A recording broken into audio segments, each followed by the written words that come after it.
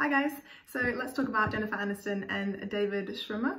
So I'm not going to be talking about their friends' characters' charts because we don't know their time of birth or what they would be, but the actual actors, so Jennifer Aniston and David.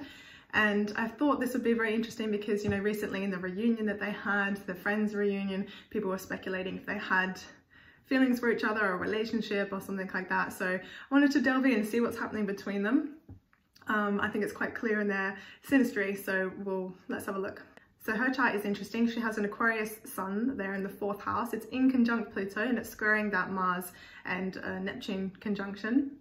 So it being in the 4th house, maybe growing up, she's never really felt settled or fitted in or understood, maybe quite alienated even from her family or where she grew up. And that sense of belonging maybe have been quite different. So maybe found it hard to make friends or to fit in somewhere, and, you know, making friends or a family in an unconventional way. And I think we can see that with her family, with friends, you know, that was probably a real sense of family for her. And these hard aspects to Pluto and Mars, and maybe even felt hard or difficult for her to have this sense of power and control and strength at home or deep within herself.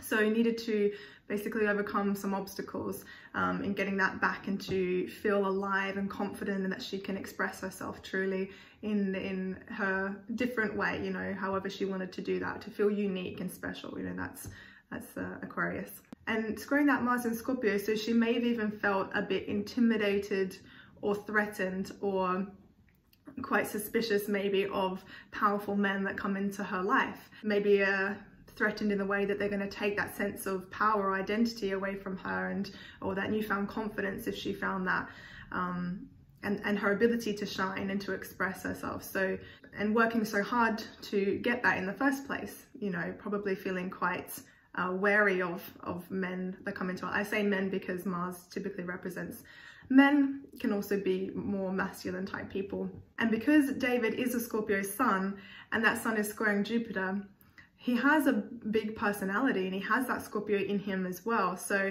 I feel like maybe she got this impression of him early on, and maybe even stayed wary of him, you know, that he was quite intimidating or overpowering. And she has her own Neptune square her sun, but because they're of similar age, his Neptune also squares her sun.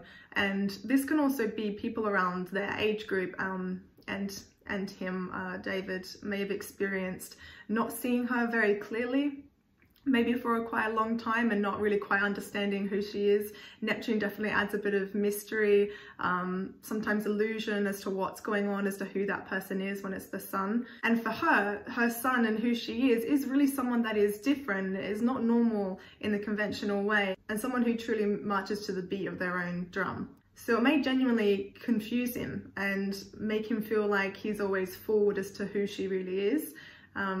Or maybe that she's portraying a sense of self, but that's his own Neptune squaring her sun. So that's other people's illusion being projected onto her, or being confused with who she is. And also because that Neptune is conjunct that Mars, which is that intimidation that can maybe come into her life, he may have confused her sense of intimidation or suspiciousness towards him as disgust or disinterest, where really it's actually a bit of a mechanism to protect herself and, like I say, her identity, her confidence, for her to be strong. And remember, we don't actually get to see her more unconventional, quirky sort of side, because that Aquarius sun is hidden in the 4th house. But what we did see is maybe more of her fun and flirty, sort of very likable Libra rising. And then her moon in Sag also ruling her MC, her public persona. And then her Venus in Aries, which is her chart ruler, also very important energy, very fiery and passionate, quick to react kind of personality. We see maybe more of these traits of her. And his sun in Scorpio is maybe more shy about giving a lot of his personality away. And she expresses herself again in a quirky and sort of friendly manner. So at their core, their personalities are really quite different. And even if we've got their time of birth right, we've got Jennifer's right, but you know, their moons are either they're either in opposition or in conjunct. So again, quite different natures emotionally as well. And this is maybe why they didn't actually get into a relationship when they were younger, but they also have a lot of Saturn aspects. So this is maybe the glue that helped them stay friends over a long period of time. Their love languages as well, they have in conjunct Venuses, and also with a grand trine to his Jupiter and Mercury. So this is really, all of these are good friends kind of aspects. And yeah, this is important for Jennifer, as you know, her Venus is her chart ruler. But with such different ways of interpreting what love is, I think a relationship would be difficult for them. And his Jupiter opposite her Mercury, I think, is one of their most interesting aspects. So he maybe hypes up what she says and is thinking and is really maybe encouraging and potentially exaggerates what she says. I think this actually plays out in their characters with Ross and Rachel. And this can be good if it's real positive encouragement and a positive sort of inflation of how she thinks and what she says. But sometimes it could also feel to her like his showiness or dramatic displays of his views could overshadow what she thinks and what she wants to say, and also her need to be heard.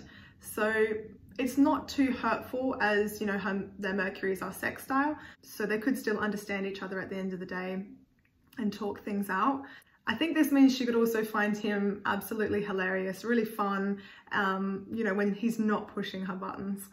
And her moon square his Saturn is a bit of a tricky aspect. You don't really see it as beneficial unless you really see out a relationship or have something long term, which they do have a friendship long term, so they could maybe feel the benefits of this one. And I think mainly she sees him as really mature and stable and sensible and moral, you know, compared to her and how she expresses her emotions. Maybe she's quite flighty, quite dismissive, and that's her Sag moon, and maybe he tells her off if she's going over the top or too dramatic or too fiery. You know, it's a fire sign, so he can sort of help calm and ground her emotionally. It might feel quite frustrating though in the beginning, because it would just feel like he's telling her off maybe, and she needs that room to express her emotions.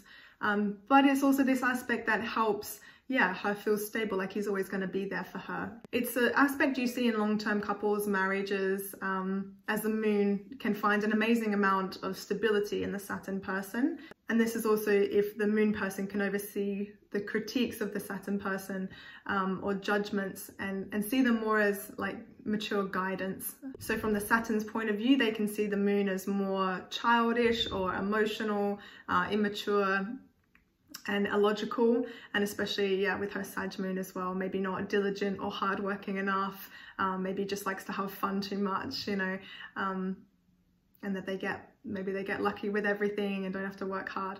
So maybe that's how he saw her in some way as well. Again, over time, if they can overcome this, the Saturn person can really see and appreciate and benefit from the softness and freshness that these traits can also provide for the Saturn person, which helps them lighten up, really. I kind of see this as the Beauty and the Beast aspect, because there's real softness underneath the walls, the hard exterior of the Saturn person that is just really waiting to be understood. Another interesting aspect is his Saturn opposite her Pluto, and she has a Moon Pluto square, so yeah, very strong and explosive emotions as well if pushed, and in her case, trapped, you know, she's feeling trapped with that Sag moon. So again, I think she felt he was quite stern, maybe too authoritative and confining for her in some ways, and her Pluto may have had a few pushbacks, you know, trying to assert herself against him a little bit. And just remembering that the moon is the most vulnerable part of ourselves. It's also the 4th house. It is a part of us that we sort of really instinctually fight for and want to protect. It's part of our survival instincts.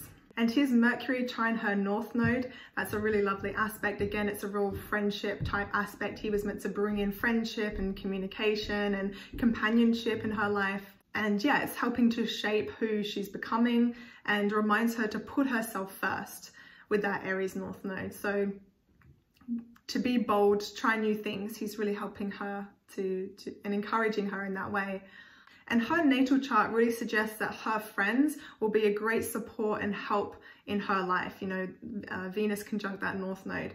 So you can really see that in the case of Friends, the cast of Friends, as a type of family, and that they were really incredibly supportive and gave her a sense of alternative type of family and nurturing that she really needed. Her Mercury is also opposite her MC and her public career. And so as the public, we really saw that happening in her life.